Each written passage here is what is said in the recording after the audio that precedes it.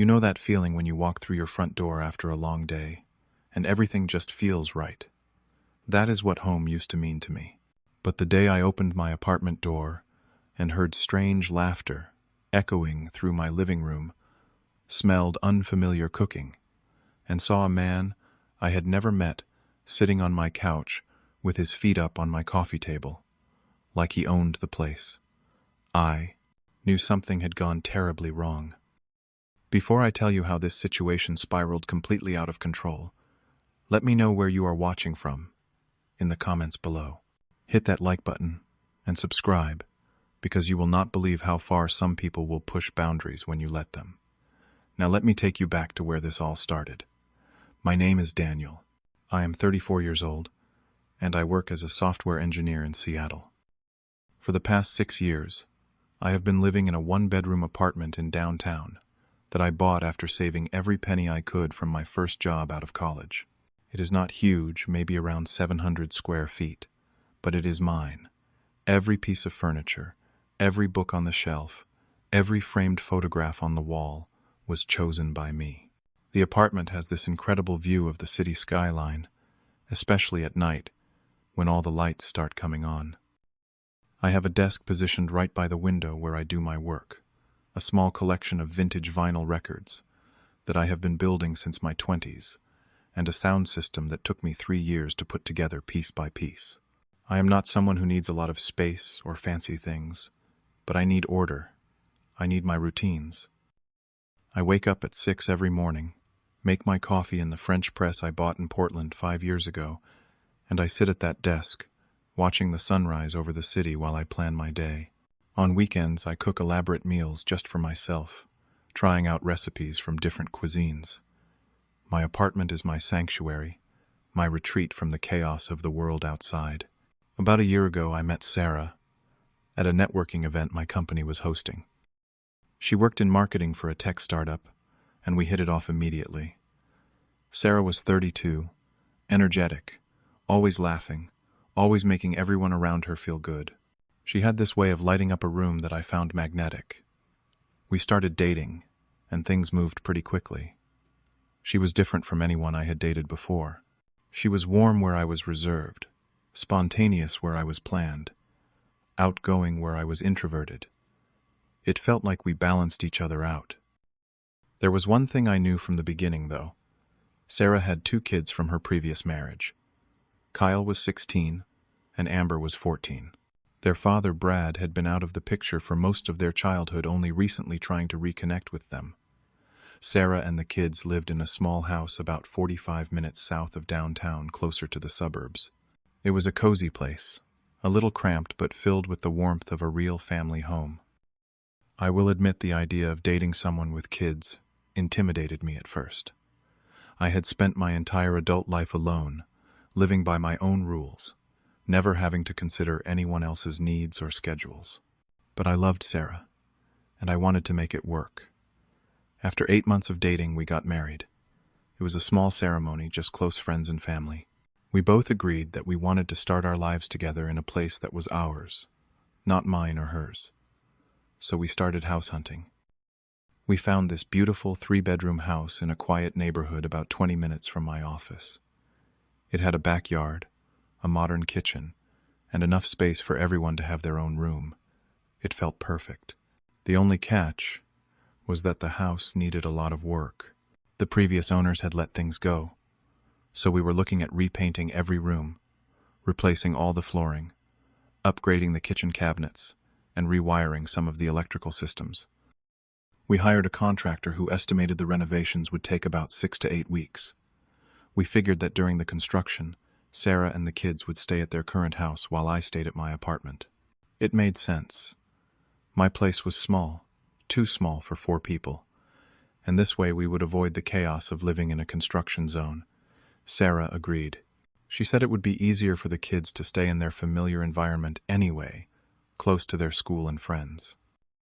Everything seemed logical. Everything seemed planned. Then 3 weeks into the renovation, everything changed. It was a Tuesday afternoon. I was in the middle of a meeting when my phone started buzzing. Sarah was calling. I stepped out of the conference room and answered. Her voice sounded strained, worried. "Honey, we have a problem," she said. My stomach immediately tightened. "What kind of problem?" I asked. She explained that the contractor working on her old house, the one we were planning to sell after we moved into the new place, had just discovered a major issue with the plumbing. Apparently the pipes running through the walls were corroded and leaking. They needed to tear out sections of drywall, replace all the old piping, and basically gut half the house. The whole process would take at least 3 weeks, maybe more, and during that time the house would be uninhabitable. The smell of mold was already becoming a problem, and the contractor warned that staying there could be a health risk, especially for the kids. "Is there any way the kids and I could stay at your place?" Sarah asked. Her voice was soft, almost pleading. "Just temporarily until this gets sorted out." I hesitated. My apartment was already tight for one person, let alone 3 more. I thought about my morning routine, my quiet evenings, my workspace. But then I thought about Sarah and those kids displaced and stressed. I looked at her face through the video call, and I could see how exhausted she was. "Okay," I said finally, "but it is going to be tight. We all need to respect each other's space." Sarah's face brightened immediately. "Thank you so much, babe. I promise it will only be 2, maybe 3 weeks. The kids will be on their best behavior. We will keep everything clean and stay out of your way as much as possible." I believed her. I wanted to believe her. That weekend, Sarah and the kids moved in. I helped them carry their belongings up the stairs to my second-floor apartment. I was not prepared for how much stuff they brought. 3 large suitcases, multiple duffel bags, boxes of personal items, electronics, and bags of snacks and groceries. Within an hour, my apartment looked like a storage unit. Kyle immediately claimed my workspace, setting up his gaming laptop and console, where my desk used to be. Amber spread her makeup and hair products all over the bathroom counter, leaving barely any room for my toothbrush.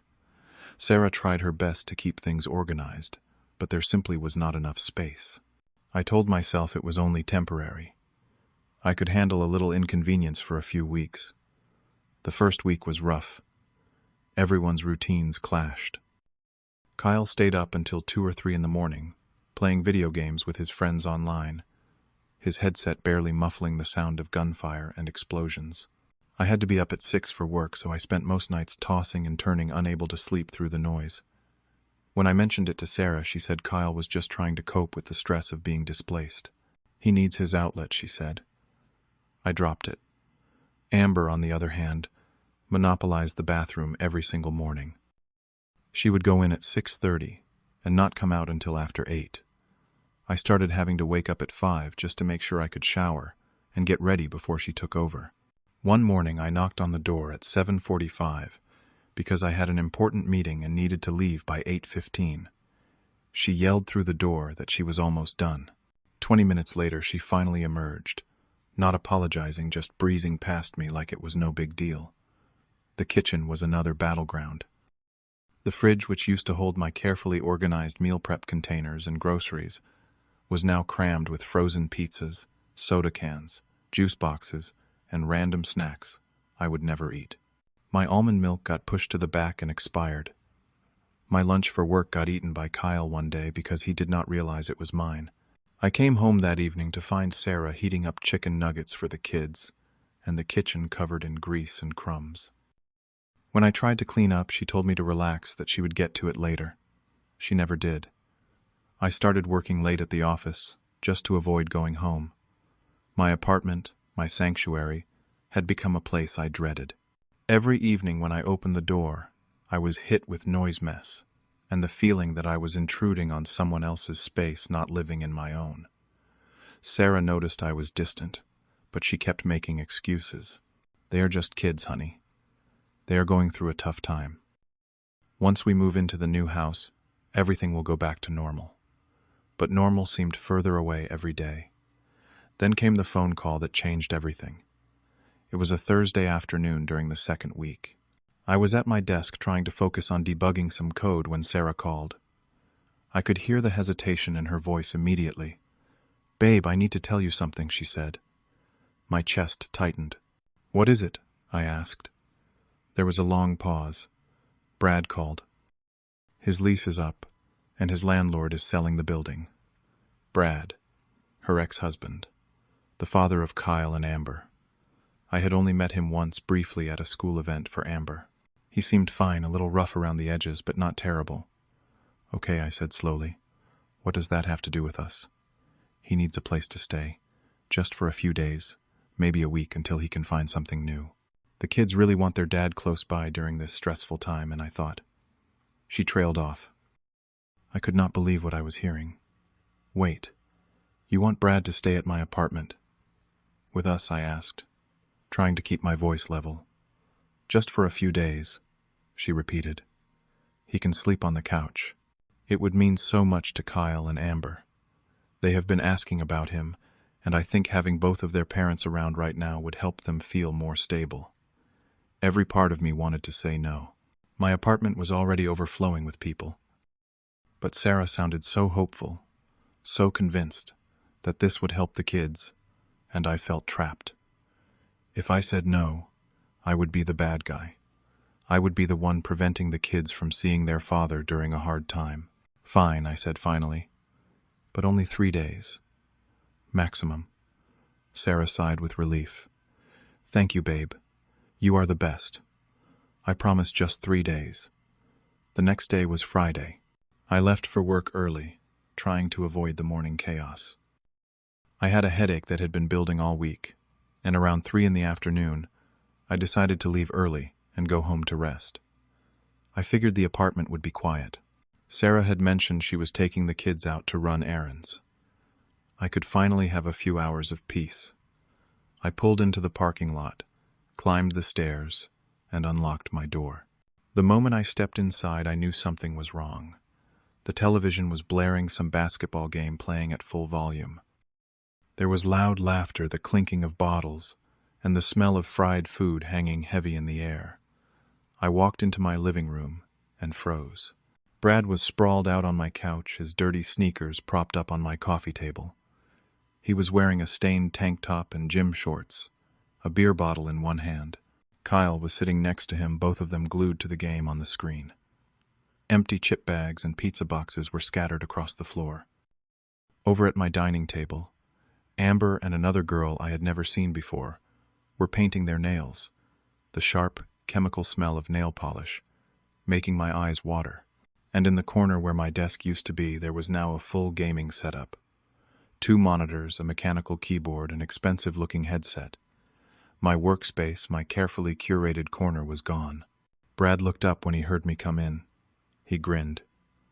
"Oh, hey, you must be Daniel. Sarah told me about you." He did not get up.